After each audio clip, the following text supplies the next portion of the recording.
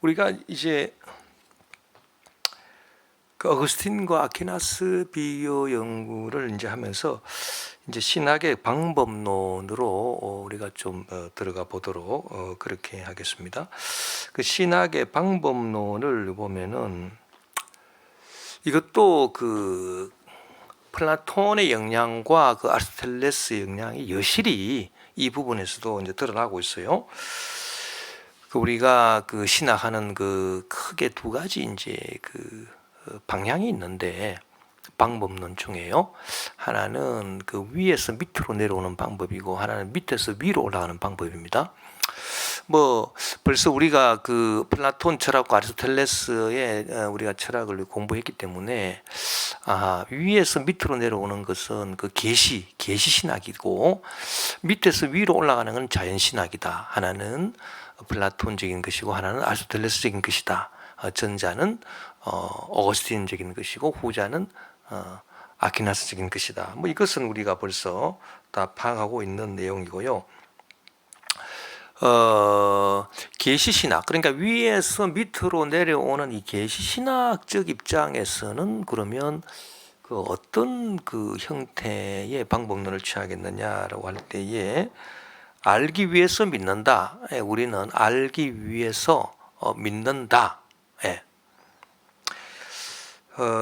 그러니까 그 믿음이 중요하다는 거겠죠. 알기 위해서는 믿어야 된다. 이제 이 말이니까. 하나님에 대해서 무언가를 알아보려 그러면은 우리가 믿어야 된다. 일단 믿어야 된다. 자, 계시에 의해서 우리가 신학을 한다라고 하는 것은 하나님이 알려주셔야 되는 것 아닙니까? 하나님이 알려주셔야 우리가 뭘 알게 되는 거죠. 그렇기 때문에 그 성령의 감동하심을 받아가지고 하나님이 우리에게 알려주시는 것, 우리가 성령의 감동하심을 받아서 하나님이 우리에게 알려주시는 것을 얻는 것, 이게 위에서 밑으로 내려오는 방법이죠. 이게 계시신학이겠죠. 그러니까 이 계시신학은 그 알기 위해서는 믿어야 된다 일단. 계시는 믿어야 되는 거지. 계시를 우리가 따져서 우리가 이성적으로 따져서 우리가 받아들이고 안 받아들이고 할 수는 없습니다. 계시는 그저 믿음으로 우리가 받아들여야 되는 것이기 때문에 그래서 그 플라톤의 그 이데아적인 것, 이데아적인 것과 이 경험 세계는 완전히 단절이 되어 있기 때문에 이 이데아적인 데서 계시를 안 해주면은 이 밑에서 경험 세계에서 우리는 아무것도 알 수 없는 거죠. 그래서 계시 신학인데요. 위에서 밑으로 내려오는 건데 방법이 이것은 위에서 밑으로 내려주시는 계시를 우리가 믿음으로 일단 받아들여야 된다는 겁니다. 그러면 믿게 되면 나중에 알게 된다. 그 말이겠습니다. 그래서 이 말이 다른 말로 하면 우리가 알기 위해서는 믿어야 된다. 크레도 우트 인텔리감, 나는 일단 나는 믿는다는 거죠. 계시를 일단 믿어야 돼요. 뭐 하기 위해서? 알기 위해서는. 그래서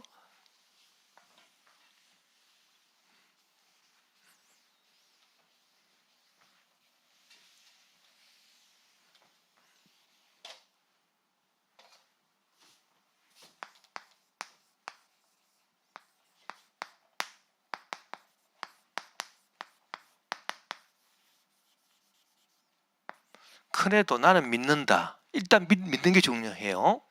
우트 in order to 뭐 하기 위해서, 인텔리감 알기 위해서 나는 믿는다. 이런 방식. 이게 위에서 밑으로 내려오는 그런 이제 방식이고요.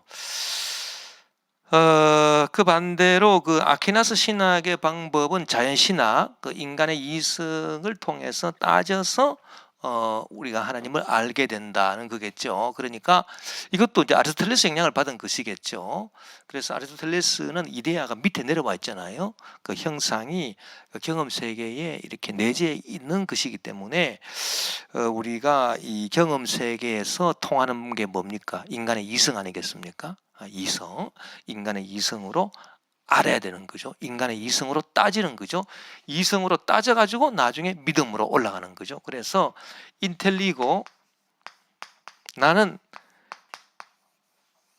나는 안다는 겁니다. 이 안다라고 하는 것은 이제 따져보고 이성적으로 따져보고 논리적으로 파악해보고 안다는 거예요. 우뜨 크레담 믿기 위해서는 나는 알아봐야 되겠다. 이 방법 하나는 위에서 밑으로 내려오는 방법이고 이것은 밑에서 위로 올라가는 방법이다. 이렇게 두 가지 방법이 있다. 그렇게 우리가 볼 수가 있습니다. 안셀무스와 아벨라르두스도 우리가 그 입장을 살펴보면은 안셀무스는 그 어거스틴에 충실한 사람이고요. 그 아벨라르두스는 이제 안셀무스와는 또 다른 색채를 갖고 있는 사람으로 우리가 배웠죠. 예, 그래서 그 안셀무스는 그래도 우트 인텔리감 알기 위해서는 내가 일단 믿어야 된다라고 하는 이 방법론을 취하고 있는 것이고 아벨라르두스는 나는 믿기 위해서는 알아야 되겠다. 일단 인텔리고 우트 크레담 이런 방법론을 아벨라르두스가 가지고 있다 이렇게 볼 수 있습니다. 우리가 그 전번 시간에도 전번 하여튼 우리가 배운 것을 보면은 그 안셀무스의 입장과 아벨라르두스의 그 입장이 그 보편 논쟁에서 차이가 있었다라고 하는 것을 우리가 공부를 했죠. 여러분 다시 한번 그때 이제 그 학습했던 그것을 한번 복습해서 한번 다시 한번 끄집어 내 보십시오. 여러분 기억에서. 그러면 안셀무스의 그 보편 논쟁에서 안셀무스가 주장하는 것은 보편자는 개별자에 앞선다라고 하는 안테렘 사상이고요. 그리고 그 보편자가 개별자에 앞서 있어서 이 보편자에 의해서 개별자가 다 나온 것이다. 뭐 이와 같은 그 안테렘 사상을 가지고 있는 것이고, 이 아벨라르두스는 개별적인 경험적 사물에 앞서 있는 것은 그 보편자인데 그 보편자는 다른 것이 아니라 그 개념이다, 컨셉션이다. 근데 개념이라고 하는 것은 그 어떤 개체가 먼저 있고 난 다음에 여러 가지 개체가 있는데 그 개체들의 차이는 없애고 공통점을 끄집어 올린 사상과 추상작용을 통해서 나온 것이 개념이잖아요. 예를 들어서 우리가 책상이다라고 하는 이 개념은 지구상에 있는 수십억 개의 그 책상들의 전부 다 다른 점들은 다 우리 머릿속에서 사상해버리고 없애버리고 이미지에서 없애버리고 그리고 공통점 무엇인가 이렇게 앉을 수 있게 된 그런 뭐 이렇게 도구라든지 그 공통점은 딱 하나입니다. 그 하나를 추상, abstraction 해가지고 그 만들어진 것 그것이 바로 책상이다.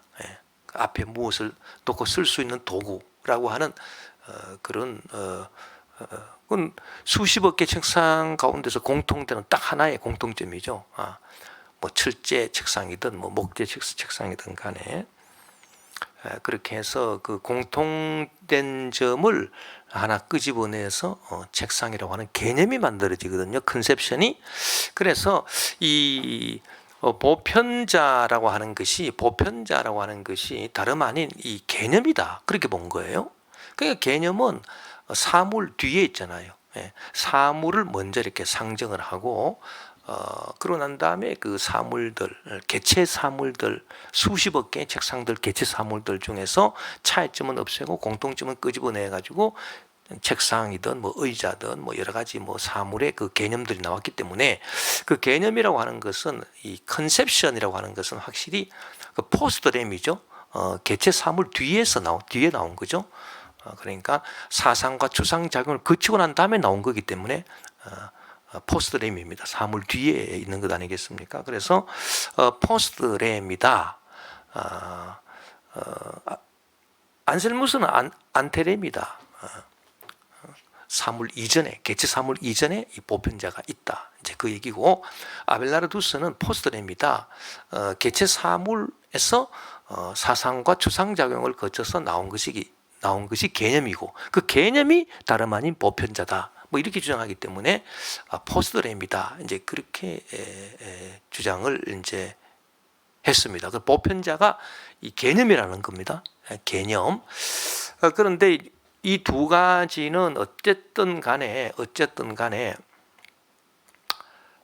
이 보편자의 정의라든지 보편자의 어떤 역할면에 있어서 이 보편자가 보편자가 리얼리티다라고 하는 이 공통점을 가지고 있어요. 안셀무스의 안테렘 사상이나 아벨라르두스의 포스트렘, 비록 포스트렘이지만은 이 컨셉션이 보편자다라고 할 때 이 컨셉션이 리얼리티다, 이 개념이 리얼리티다, 실제하는 거다, 그 얘기고요. 또 안셀무스가 안테렘이다라고 하는데 보편자는 안테렘이다라고 할 때 그 보편자가 바로 뭐냐? 그게 리얼리티다. 그 실제다. 이제 그 얘기거든요. 그래서 이 보편 논쟁을 이렇게 보면은 안셀무스와 아벨라르두스는 이제 한 사람은 안테렘이고 한 사람은 포스트렘을 주장하지만은 그러나 두 사람이 다 이 보편자가 리얼리티다. 실제다. 실제. 허상이 아니라 실제다. 그걸 주장하고 있어요. 그래서 안셀무스는 보편자가 실제하는 것이고 경험사물은 허상이고요. 또 아벨라르두스 같은 경우는 보면은 보편자는 개념이다.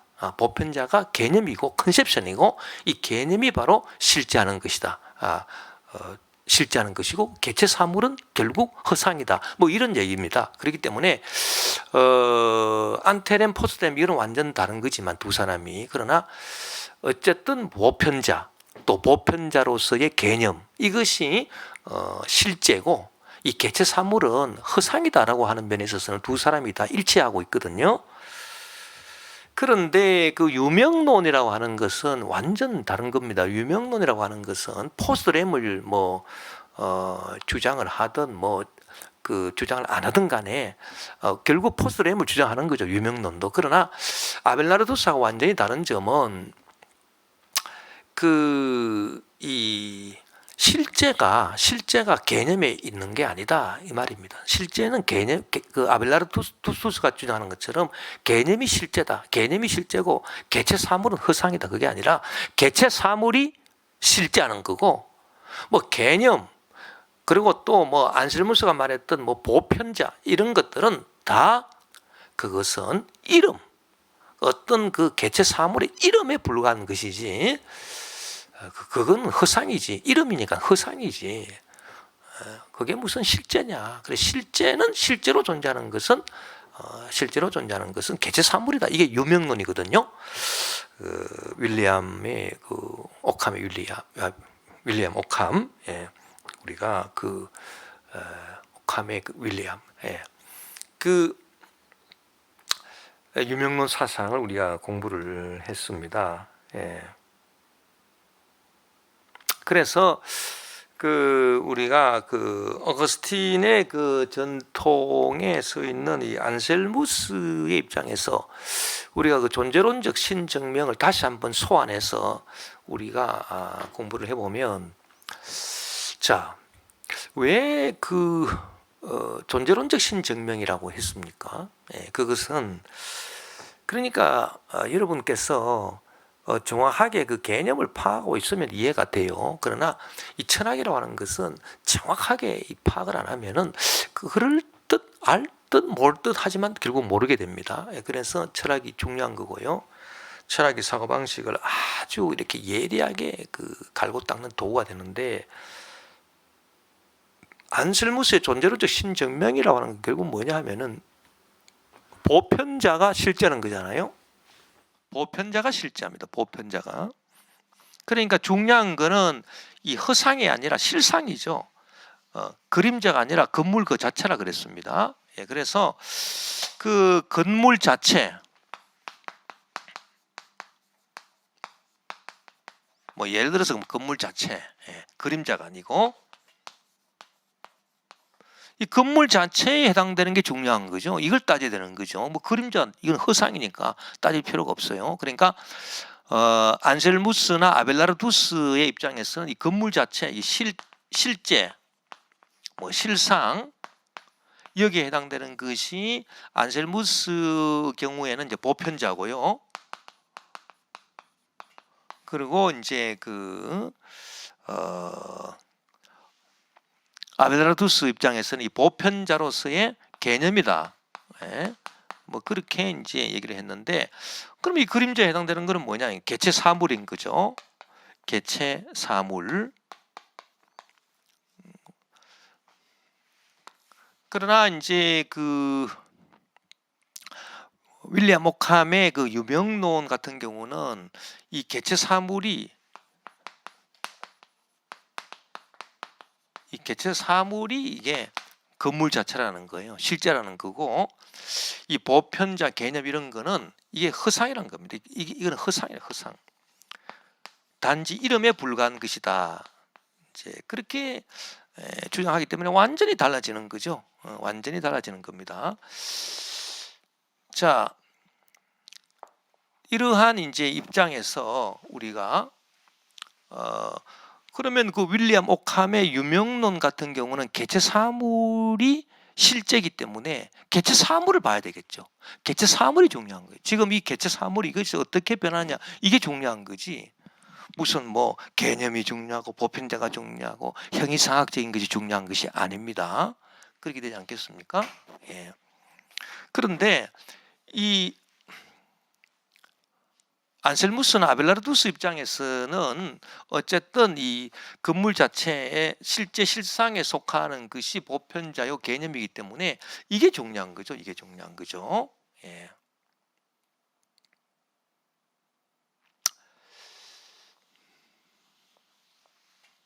그래서 우리가 그 안셀무스의 그 보편자가 실제다라고 하는 그 입장에서 하나님을 증명했다는 것 아닙니까? 하나님은 존재할 수밖에 없다라고 하는 것을 증명했어요. 그게 어떤 식으로 증명한 겁니까? 이 보편자가 실제이기 때문에, 이 보편자라고 하는 것은 우리 머릿속에 떠오르는 관념이잖아요. 관념. 이 실제 그 개체는 우리가 만질 수 있는 경험하는 사물이고요. 경험하는 사물이 이것이 그 실제가 아니고 관념이 보편자. 보편자는 관념이니까. 뭐 그러니까 개념이나 관념이나 거의 비슷비슷한 얘기인데 머리에 떠오르는 이제 관념, 어떤 종, 어떤 류 이런 식으로 묶을 수 있는 관념, 그렇죠? 이게 바로 보편자 아닙니까? 그래서 이 보편자는 관념이다라고 해요. 관념. 그러면 우리가 관념을 따져야 되는 거죠. 관념을 따져서 우리가 모든 것을 진행해야 되는 거지. 뭐 이 개체를 경험적인 개체를 따질 수는 없다는 거죠. 예. 이게 바로 그 안셀무스 이제 입장 아니겠습니까? 그럼 관념에서 따져 보니까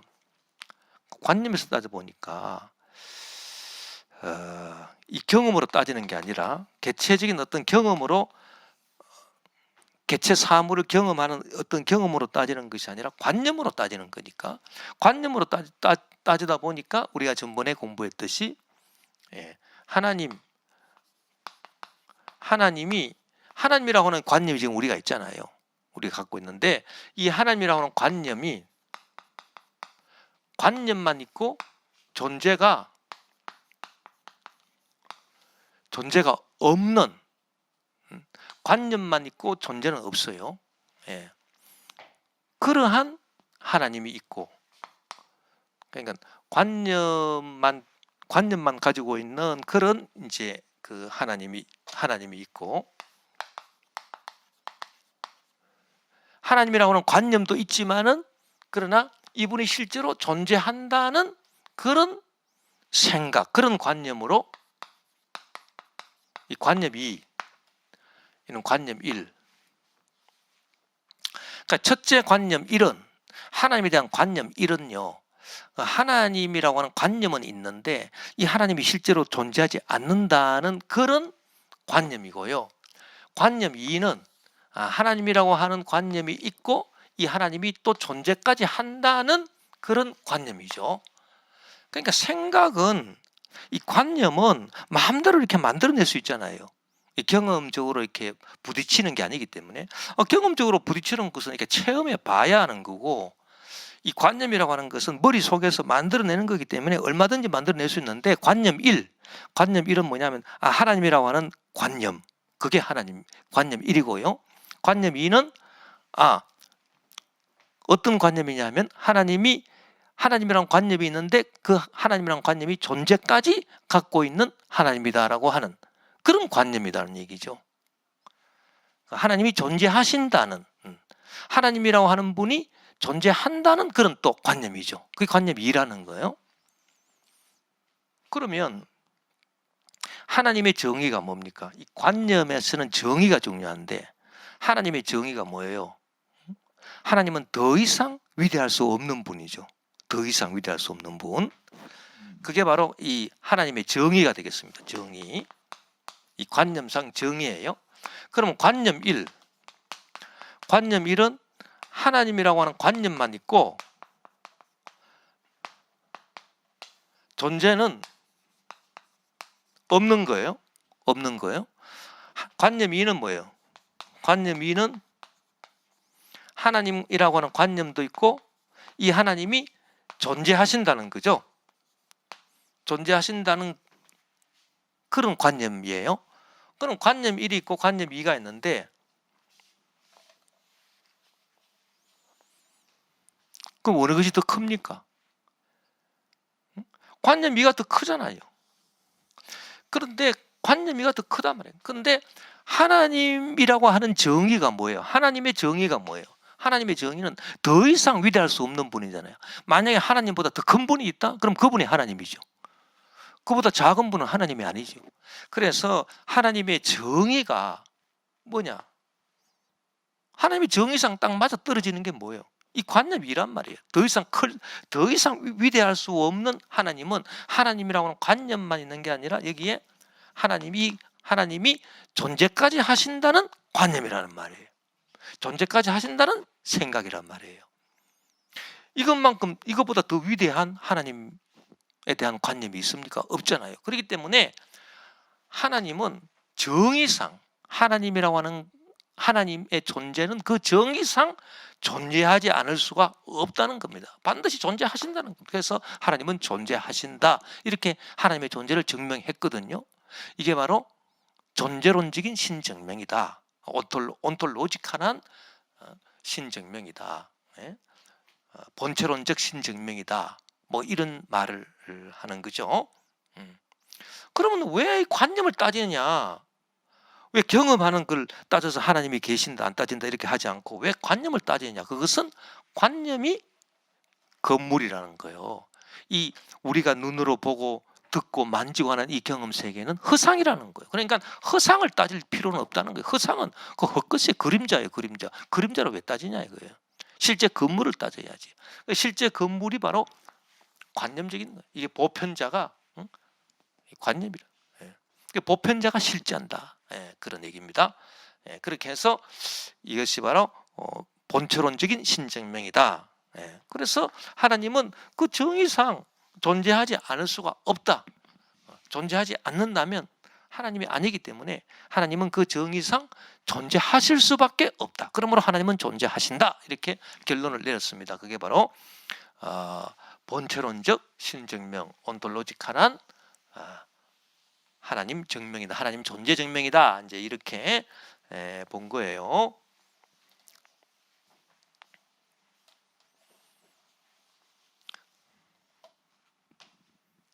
이러한 이제 존재론적 신증명 우리가 이제 받아들이려면은 이걸 일단 우리가 믿음으로 받아들여야 되겠죠. 이렇게 믿음으로 받아들이게 되면은 우리가 하나님을 알 수 있는 것이다. 이렇게 그래도 우트 인틀리가 이처럼 하나님의 존재를 받아들여야 하나님에 대한 그 모든 인식이 가능하지. 이렇게 하나님의 존재를 받아들이지 아니하면, 믿음이 없으면, 일단 믿질 아니하면은 우리가 어떻게 하나님에 대해서 알 수 있겠느냐. 이것이 바로 계시신학, 플라톤 전통을 받은 어거스틴의 그 계시신학적 차원에서 나오는 얘기들이다. 이제 그렇게 볼 수가 이제 있고요. 그 다음에 그 아벨라르두스의 그 인텔리고 우트 크레담, 이 아벨라르두스는 사실 이제 그 보편 논쟁에 있어서는 그 보편자, 즉 개념, 개념도 관념이기 때문에, 관념의 일종이기 때문에 개념이, 컨셉션이 실제하는 것이다. 그렇게 주장을 했기 때문에 결국은 형이상학자고요. 형이상학자지만은, 그러나 그 아벨라르두스의 그 입장은 어떤 차원으로 연결이 되느냐 하면은 이 아케나스 신학에 상당히 영향을 줍니다. 아벨라르두스 입장이.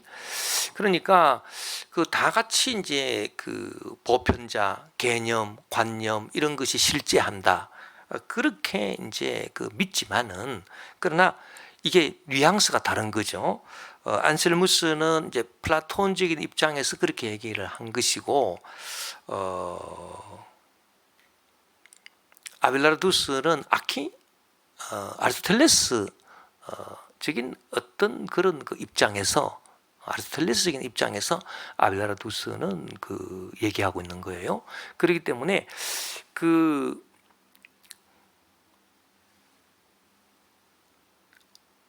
아리스토텔레스의 입장, 즉 형상이, 이데아적인 것이 경험 세계에 내려와 있죠. 그렇기 때문에 그 경험 세계에 대한 어떤 그 지적인 탐구를 통해서 이렇게 위로 올라갈 수 있다. 그러니까 밑에서 위로 올라가는 신학의 길을 열어준 사람이 아벨라르두스입니다. 그래서 인텔리고 우트 크레담을 주장한 거거든요. 아벨라르두스는 내가 믿기 위해서는 알아봐야 되겠다, 알아야 되겠다.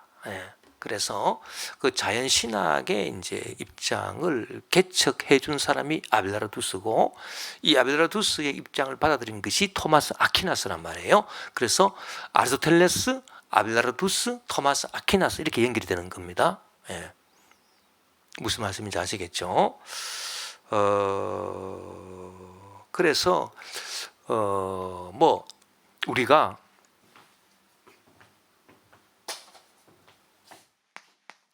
플라톤, 바울, 어거스틴, 그 다음에 안셀무스, 이렇게 이제 흐르는 이제 라인, 그 다음에 이제 아리스토텔레스, 아리스토텔레스, 그 다음에 안셀무스, 어거스틴, 이렇게 어거스틴, 안셀무스 대신에 아리스토텔레스, 그 다음에 아벨라르두스,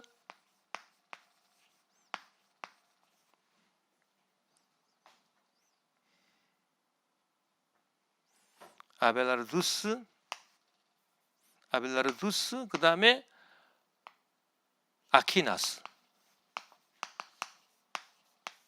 토마스 아퀴나스, 이렇게 이제 흐르는 이제 흐름이 있다는 얘기죠.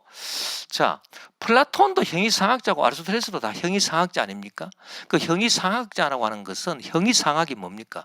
이 관념적인 게 형이상학이에요.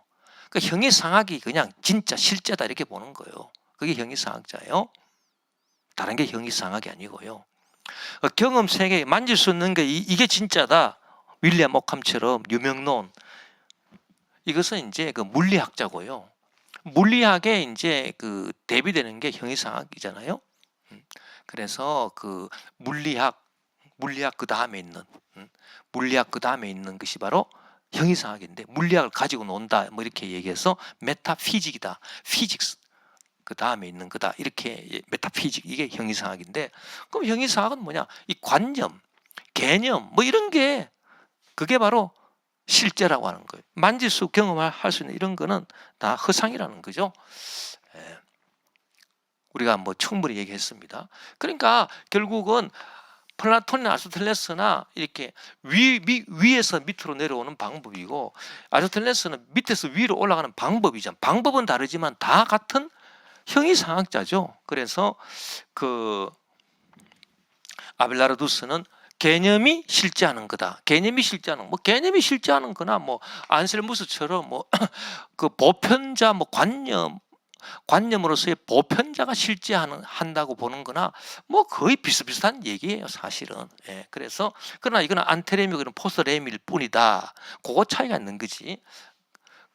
그러니까 결국은 이 신학적 방법이 위에서 밑으로 내려오는 거든 밑에서 위로 올라가던 거든 이거는 다 형이상학적인 것이고요, 둘 다. 그리고 그러나 계보의 흐름은 플라톤, 바울, 어거스틴, 안셀무스, 아리스토트, 아벨라르두스, 아퀴나스 이렇게 되는 것이다. 예. 그 아벨라르두스는 인텔리고 우트 크레담을 주장했다. 믿기 위해서는 알아야 된다.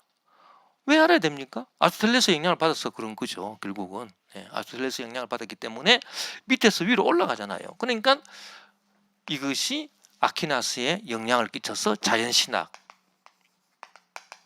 내추럴 디알라지를 가능하게 했다. 이제 그렇게 우리가 볼 수 있는 것이죠. 그러나 자우자는 이러한 형이상학은요, 나중에 그 윌리엄 오캄의 유명론하고는 완전 다른 것 아니겠습니까? 예. 우리가 그렇게 이제 그 신학의 흐름을 우리가 보면 되겠다. 예. 그래서 위에서 내려오던 방법이든 밑에서 올라가는 방법이든 좌우지간 신학은 형이상학인 거예요. 밑에서 위로 올라가든 위에서 밑으로 내려오든 좌우지간 형이상학이고 그 윌리엄 오캄에 의해 가지고 그 유명론이 등장한다. 노미널리즘 유명론이 등장하게 되면은 좌우지간 관념이든 개념이든 이거는 다 허상이고 실제 우리가 경험하고 손으로 만질 수 있는 눈으로 볼 수 있는 이것이 개체 사물이 실제하는 거다. 그게 건물 자체지. 뭐 관념이든 뭐 보편자든 뭐 관념이든 개념이든 그건 허상이야. 뭐 그렇게 주장을 하는 것이 이제 유명론이잖아요. 이 유명론에 가게 되면은 사실 신학은 붕괴되는 거예요. 이런 형이상학적인 신학은 있을 수 없어요. 그래서 신학이라고 하는 것은 결국은 이렇게 그 형이상학을 인정하는 데서 신학이 가능한 거지. 뭐 형이상학 인정하지 않으면 무슨 신학이 있겠어요? 예? 형이상학을 인정하지 않으면 그 신학이라고 하는 것은 결국은 뭐 성경 연구하는 거라든지 안 그러면은 무슨 뭐 실천 신학이라든지 그런 것밖에 남지 않습니다. 예, 조직 신학 이런 거는 남을 수가 없어요. 정통 뭐 교리 신학 이런 건 남을 수가 없어요. 예, 그렇게 지금 돼가 있다라고 하는 얘기고요. 그리고 이 아퀴나스의 그래서 그 이 위에서 밑으로 내려오는 이 신학의 방법을 우리가 이제 한다 그러면 우리 인간의 이성이 어떻게 그 작용을 할 것인가, 또 위에서 밑으로 올라가는 밑에서 위로 올라가는 신학을 한다면 이건 어떻게 되느냐, 이거 완전 또 이제 달라지거든요. 그래서 존재 유비 이게 이제 그 토마스 아퀴나스의 신학 방법입니다. 아날로기아 엔티스.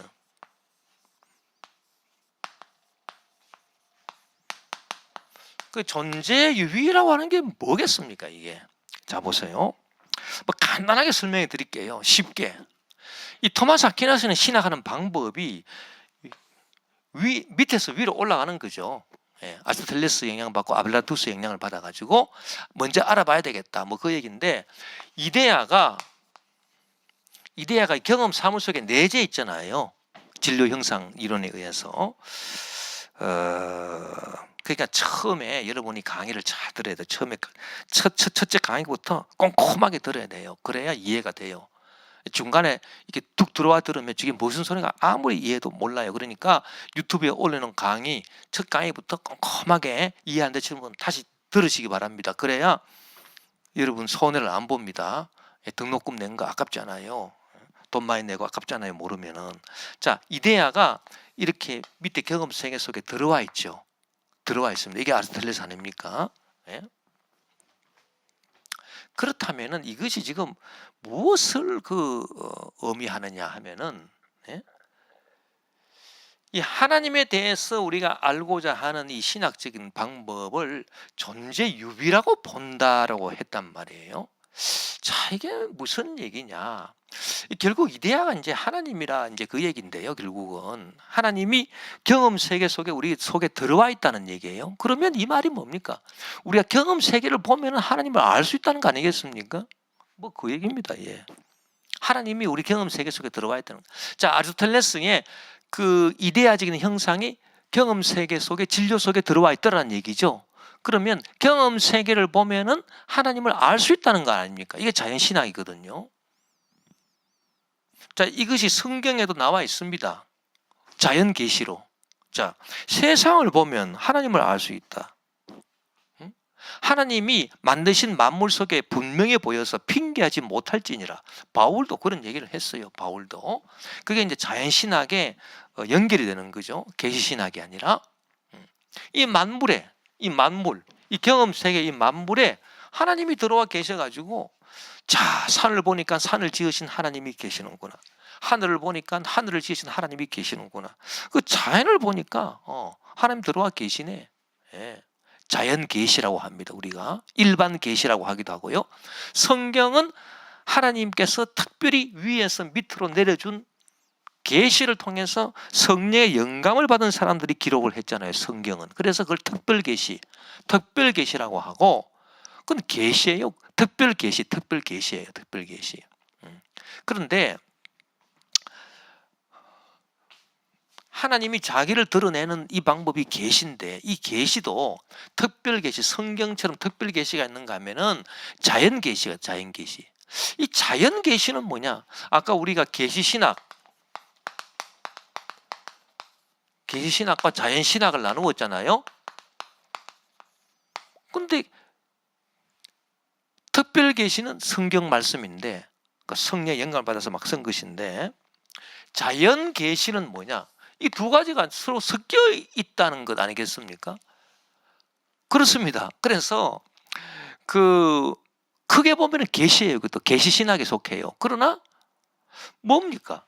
아리스토텔레스적인 방법이 또 들어간 거죠. 여기 자연이 들어가 있으니까. 그래서 이 우리가 생활하는 이 자연 속에 하나님이 들어와 계셔서 알게 되는구나. 우리 인간의 양심 속에 하나님이 들어와 계셔서 인간의 양심을 보니까 하나님이 계신 것을 우리가 알게 되는구나.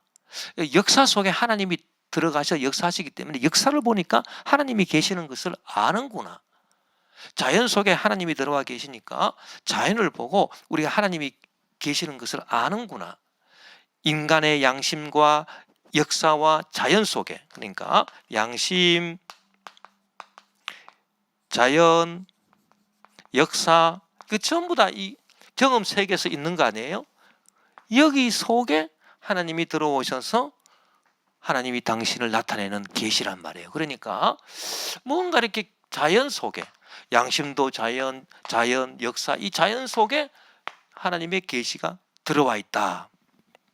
하나님이 들어와 계셔서 당신을 나타내신다. 이게 바로 자연 계시란 말이에요. 자연 계시. 특별 계시하고 다른 거죠. 특별 계시는 성경이고 자연 계시는 이런 것인데, 이 자연 계시가 자연 신학하고 연결이 될 수가 있겠죠. 예, 그런 겁니다. 예. 그런데 이 존재 유비라고 하는 것은 뭐냐 하면은, 자, 이처럼 하나님께서 우리 경험 세계 속에 이제 들어와 있기 때문에 우리 인간의 이성, 이 경험 세계에서 이 이데의 세계가 있고 이 경험 세계가 있는데, 경험 세계에서 자연 신학을 하려 그러면은 인간의 이성으로 하나님 계신 것을 논리적으로 따져야 된다 그랬죠. 따져가지고 하나님이 계신 것을 증명한다는 거 아닙니까? 이게 바로 그 토마스 아퀴나스의 신증명이거든요. 아까 우리가 말했던 안셀무스의 존재론적 신증명하고 완전 반대되는 방향이에요. 존재론적 신증명은 그냥 위에서 그냥 관념이 실제하기 때문에 위에서 그냥 탁 내려오는 그런 방법이죠. 믿음으로 가져라, 받아들여라라고 하는 거 아닙니까? 그래서 관념 1보다 관념 2가 더 크고, 관념 2는 하나님이라는 관념이 하나님의 존재도 포함하는 관념이기 때문에 하나님 당연히 존재하신다. 그거를 말하는, 그죠? 그러니까 그걸 받아들여라. 믿음으로 받아들여라. 그게 본체론적, 존재론적 신증명 아니었습니까? 그런데 이제 토마스 아퀴나스의 신증명은 그런 것이 아니라 이 경험 세계를 바라보고 경험 세계에서 논리적으로 따져가지고 하나님이 이러니까 계시는구나. 이렇게 올라가는 방법이단 말이에요. 우리가 나중에 얘기를 하겠지만은 이 토마스 아퀴나스의 그 하나님 증명 방법이 밑에서 위로 올라가는 방법이다. 이제 그 말이죠. 그 말인데, 그 밑에서 위로 올라가는 방법으로 나오는 게 뭐냐면 바로 이 존재유비라고 하는 거예요. 이 존재유비라고 하는 것은 무엇이냐면은 이 경험 세계에서 우리가 가지고 있는 방법은 인간의 이성이잖아요. 이성이라고 하는 것은 뭡니까? 따지는 거. 뭐 쉽게 말하면 따지는 거예요. 이건 이렇고 저건 저렇고 따지는 거예요. 그런데 이 따지는데 하나님에 대해서 어떻게 따지느냐? 하나님에 대해서 직접 따질 수는 없다는 겁니다. 자, 하나님에 대해서 하나님이 경험 세계에 들어와 계신다 하더라도, 그렇죠? 하나님에 대해서 경험 세계에 들어와 계신다 하더라도, 그래서 경험 세계에 들어와 계시기 때문에 그 아리스토텔레스 방법을 쫓아서 경험 세계에 들어와 계시기 때문에 인간의 이성으로 따지는데, 하나님을 따지는데 무슨 뭐 우리가 사물을 보고 따지듯이 따질 수는 없다는 얘기예요. 왜냐하면 하나님은 영이시고 하나님은 눈에 보이지 아니하시는 분이시고 하나님은 경험 세계에 들어와 계시지만은 그러나 우리가 만질 수 없는 분이고, 그래서 보통 어떤 경험 사물을 따지듯이 우리가 하나님을 따질 수는 없는 거다. 이제 그 얘기입니다. 그러면 어떻게 따지느냐? 따지기는 따져야 되는데 어떻게 따져야 하나님을 말할 수 있고 하나님을 알 수가 있겠느냐? 이제 그 얘기죠. 그래서 나온 것이 비유, 아날로기라고 하는 거예요. 유추라고 하는 거예요. 이 유추라고 하는 말을 여러분이 한문으로 보면은 류 이렇게 묶는 개념, 유추, 끄집어낸다, 묶어서 끄집어낸다, 뭐 이런 뜻이에요. 유추.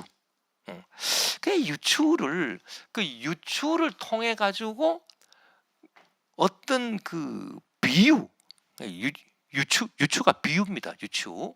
그래서 유비라고 그래요. 유추를 통한 비유. 그래서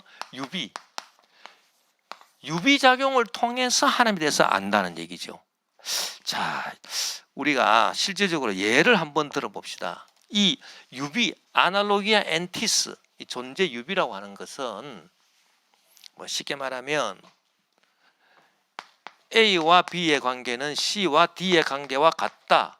뭐 이렇게 빗대 가지고 비교해서 빗대 가지고 이렇게 말하는 거예요. 자, 예를 들어서 하나님과 우리와의 관계는 아버지와 아들의 관계와 같다. 뭐 이렇게 말한다고 해봅시다. 이게 유비거든요. 자, 우리가 하나님에 대해서 직접 말을 못하는 거죠. 직접 따지지는 못해요. 자, 어제는 하나님이 경험 세계에 들어와 계신다 하더라도 하나님은 눈에 안 보이는 분이시고 하나님 만질 수 없는 분이고, 그러니까 하나님은 이렇다 직접 말할 수는 없는 거예요. 하나님에 대해서 직접 말하고 직접 따지지는 못하는 거예요. 그러나 어떻게 따진다는 겁니까? 이렇게 돌려서 비유를 통해서 따진다는 거 아닙니까? 하나님과 우리와의 관계가 아버지와 아들과의 관계와 같다. 부모와 자녀와의 관계와 같다. 그래서 아비가 자식을 불쌍히 여김같이 하나님이 우리를 불쌍히 여기신다. 이게 다 유비거든요. 존재 유비예요. 존재 유비. 그래서 따지는 거는 따지는데 직접 하나님 아버지는 이런 분이다 라고 따지지 않는다는 얘기죠. 예. 그 어떻게 따지느냐? 이렇게 빗대서 한 단계 이렇게 빗대가지고 그래서 아비가 자식을 불쌍히 여김같이 우리를 긍휼히 여기시는 분이 하나님이다. 그럼 하나님에 대한 따져서 하나님에 대한 지식이요 어떻게 형성됐습니까? 그게 바로 존재유비라고 하는 거예요. 이 존재를 서로 비교한다는 얘기입니다. 하나님과 우리 사이의 그 관계를 아버지와 아들의 자식의 관계로 이렇게 비교한다. 그 아버지와 자식, 하나님과 우리 이 관계를 이렇게 서로 비교해서 하나님은 이런 분이다. 이렇게 하나님에 대해서 간접적으로, 직접적으로 모르지만은 하나님에 대해서 간접적으로 파악할 수 있게 해주는 지식. 이것이 바로 존재유비거든요. 이 존재유비가 왜 신학적 방법으로 토마스 아퀴나스에서 이루어졌느냐 하면은 이데아적인 것이 하나님이 경험 세계에서 들어와 있기 때문이에요. 만약에 하나님이 경험 세계 속에 들어와 있지 않는다. 그러면은 우리가 아버지와 아들 이거는 다 경험 세계에서 우리가 알 수 있는 거죠. 아버지, 아들이 경험 세계에서 이 경험 세계에서 알 수 있는 관계잖아요. 이것을 우리가 적용할 수가 없죠. 하나님에 대해서. 그러나 하나님이 이데아에 계신 하나님이 경험 세계 속에 들어와 계시기 때문에 아리스토텔레스적인 방법에 의해서 그러니까 아리스토텔레스를 받아들이니까 그러면 하나님을 어떻게 알아야 되겠느냐? 직접 그래도 알 수는 없고 하나님을 아무리 경험 세계 속에 들어와 계신다 하더라도 그러나 이 경험 세계 속에 있는 아버지, 아들 뭐 이런 것들과 서로 이렇게 빗대 가지고 유추해 가지고 이렇게 그 하나님에 대한 속성을 파악한다. 그래서 하나님은 자비로우시다.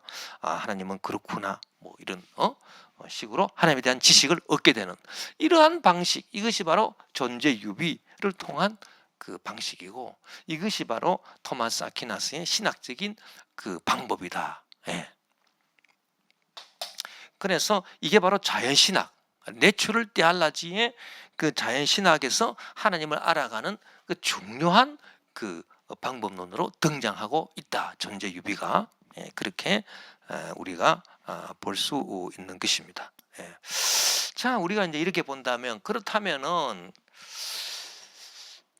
이 유추가 있는데, 그러면 그야말로 그 예를 들어서 이데아의 세계가 있고 경험 세계가 있는데 이데아의 세계와 경험 세계가 완전히 단절되어 있다. 완전 단절되어 있다. 그래서 오직 계시로만 가능하다. 이와 같은 계시 신학, 우리 개신교적인 그래서 어거스틴적이고 바울적이고 어거스틴적이고 그런 이 플라톤적인 이 계시신학에서는 그러면 이 존재유비가 통하지 않는다는 얘기죠. 우리 개신교 신학에서는 이 존재유비를 쓰지 않습니다. 예. 그래서 뭐 하나님 뭐 존재 증명, 하나님 뭐 이렇게 뭐 신존재를 뭐 인간의 이성으로 존재유비를 통해서 증명하고 토마스 아퀴나스 한 것처럼 그렇게 하지 않죠. 그리고 이 존재유비라고 하는 것은 이 경험 세계에 있는 존재들을 아버지와 아들 이거 다 경험 세계에 있는 거 아닙니까? 경험 세계에 있는 존재들을 서로 이렇게 대칭해 가면서 하나님에 대해서 얘기를 하는 거잖아요. 하나님이 경험 세계에 들어와 계시기 때문에. 그러나 플라톤의 전통을 따르는 바울과 어거스틴과 우리는 이 이데아의 세계가 경험 세계에 들어와 있지 않습니다. 그러면 우리가 여기는 유추라고 했는데 그 그러면 유추는 안 되는 거고 뭐를 할까요? 우리는 그러니까 계시 받아 가지고 이렇게 계시 신학을 하는 것인데 뭐를 하겠습니까? 아까 말했다시피 자연 계시, 자연 계시는 할 수 있습니다. 우리가 자연 계시 신학, 그러니까 자연 신학이 아닙니다. 자연 계시 신학은 할 수 있어요. 왜? 아까 말했다시피 뭐 양심이다, 뭐 역사다, 무슨 뭐 그 자연이다, 이런 것을 통해서 하나님이 당신을 계시했기 때문에 그 좀 자연신학하고도 좀 비슷한 것 같지만은 그건 자연신학이 아니고요. 자연신학, 내추럴 테올로지하고 본질적으로 통하는 것은 바로 이 유비, 존재 유비 이 신학인데, 이거는 우리가 하지 않는 거죠. 우리가 할 수 없어요. 왜? 우리는 플라톤의 전통에서 있기 때문에. 이데아가 경험 세계 속에 내려와 있지 않습니다. 우리는. 그럼 뭘 어떻게 하느냐? 어떻게 하겠습니까? 여러분 생각에. 자연 계시 신학은 가능하다 했는데, 자연 계시 신학 외에 우리가 뭘 할까요? 뭘 하겠어요? 그게 바로 하나가 있습니다. 그게 바로 뭐냐면 상징입니다. 상징.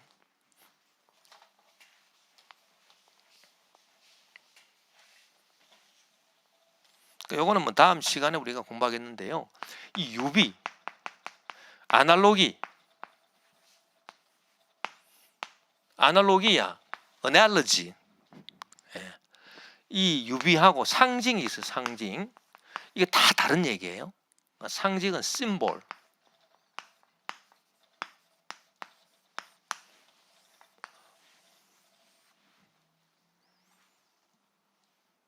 그 유비라고 하는 거는 이렇게 서로 빗대 가지고 이제 그 말하는 게 유비고요. 이 상징이 뭐 상징.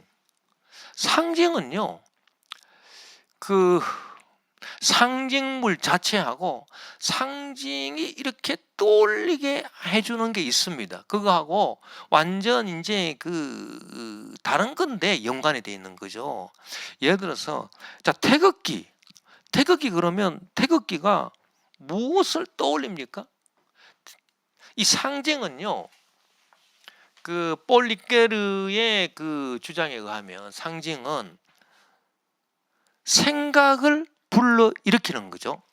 르생볼, 돈 아뽕세, 르생볼 돈 아뽕세, 상징은 생각을 하게 만든다. 생각을 불러 일으킨다는 거예요. 태극기 딱 보면 대한민국이 저절로 생각이 나죠. 이거는 생각하는 생각이 아닙니다. 이거는 생각나는 생각이에요. 생각이 나는 생각. 왜? 생각을 떠올리니까. 태극기 보면은 자연히 우리 조국 대한민국이 떠오르잖아요. 일부러 생각을 하려고 하는 게 아니라. 존재 유비라고 하는 것은, 이 유비라고 하는 것은 아날로기아라고 하는 것은, 이것은 생각나는 생각이 아니고, 자, 우리와 하나님과의 관계는, 하나님과 우리와의 관계는 아버지와 자식의 관계와 같아. 그러면 우리가 그래, 그렇구나 하고 생각을 하잖아요. 우리가. 이건 생각하는 생각이에요. 생각하는 생각이단 말이에요. 자, 생각나는 생각하고 생각하는 생각하고 완전히 다른 거죠. 이 생각하는 생각이 무엇과 연결되냐 하면 이게 따지는 겁니다. 따진다라고 하는 거는 생각을 하는 거야. 뭐 저절로 생각나는 거는 따지는 게 아니에요. 예를 들어서 뭐 저절로 생각났다, 이건 따져서 나온 게 아니잖아요. 그냥 태극기 보니까 대한민국이 생각났어. 따져가지고 생각이 났습니까? 아닙니다. 따진 게 아니에요. 그냥 생각이 나버린 거예요. 이게 바로 상징이라, 상징. 그러나 유비는 뭐, 유비는 이렇게 비교를 해서 해보니까 생각을 하는 생각이고, 이것이 바로 따진다는 겁니다. 따지는 거하고 연관이 되잖아요. 아버지와 자식의 관계, 그걸 한번 따져봐요. 아버지가 자식을 돌봐주고 그렇게 용서해주고, 그렇지. 하나님도 우리를 그렇게 해주는 거네. 따져서 생각하는 생각으로 얻어진 결론 아니겠습니까? 이것이 바로 뭐냐 하면은 이것이 바로 자연신학의 방법이고, 왜 이렇게 따지느냐? 이성이 들어가니까. 왜 이성이 들어가냐? 따지는 이성이 왜 들어가느냐? 이데아가 경험세계 속에 들어와 있기 때문에 경험세계와 연결되는 이성이 따진다는 겁니다. 무슨 말인지 아시겠죠? 그래서 따지는 신학, 이게 바로 자연신학이고요. 그러면 계시신학은 뭐냐? 계시신학은 위에서 그냥 탁 이렇게 위에서 밑으로 내려오는 거예요. 이거는 결국은 상징이다, 이렇게 보면 상징. 그래서 태극기, 그러면 저절로 생각이 나듯이 이게 저절로 생각이 난다. 무슨 말인지 아시겠죠? 이것이 바로 위에서 밑으로 내려오는 우리 개신교 신학하고 방법론이 맞아떨어지는 거죠. 그래서 이 상징을 해석하는 해석학적 신학, 이것이 바로 개신교 신학하고 연관이 되는 거다. 그렇게 볼 수가 있는 겁니다. 그래서 그 이데아가 경험세계하고 단절되어 있지만, 이데아가 떴다, 무엇이 떴다, 그러면 그것이 풍기는, 그 저절로 막 생각나게 하는 그런 상징적인 것들, 그 상징을 해석하는 해석학이 상당히 우리 개신교 신학하고 연결이 되어 있다. 그리고 이것이 결국은 계시신학 전통에서 나오는, 계시라고 하는 것이 뭐야? 알려주는 겁니다. 자, 알아라 하고 위에서 알려주는 거. 태극기가 위에서 자, 알아라 하고 알려주잖아요. 무엇을? 대한민국이라고 하는 걸 알려주잖아요. 이렇게 그와 같은 이 상징의 역할을 할 수가 있고, 그래서 저절로 생각이 나게 하는, 생각나는 이런 거하고 연관이 된, 이거는 따지고 생각하는 그런 거하고 연관이 된다. 이렇게 위에서 내려오는 방법, 밑에서 올라가는 방법, 이것이 서로 다르다. 그것을 공부를 했습니다. 아날로기아 엔티스.